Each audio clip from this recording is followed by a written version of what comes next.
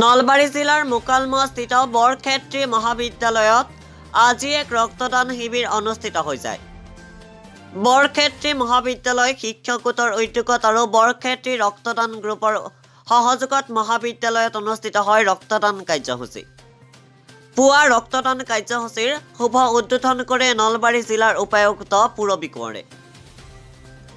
মহাবিদ্যালয়খনৰ ছাত্ৰ-ছাত্ৰী শিক্ষক শিক্ষয়িত্ৰীকে ধৰি অৰ্ধশতাধিকে ৰক্তদান কৰে।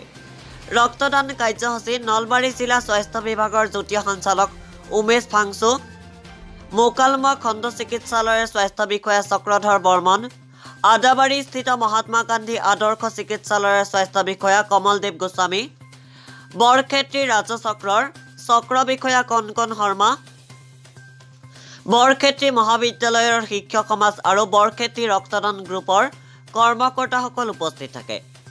শিবিৰত ৰক্তদান কৰা প্ৰতিগৰাকীকে ফুলাম গামোচাৰে সম্বৰ্ধনা জনায় উদ্যোক্তাসকলে। বৰক্ষেত্ৰী ব্লাড ডোনাৰ গ্ৰুপৰ সৌজন্যত আয়োজন কৰা হৈছে।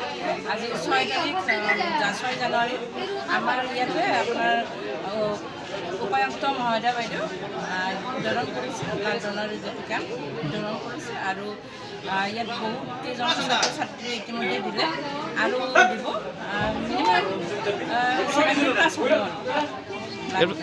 ইয়াৰ মাজত শিক্ষকসকলো আছে।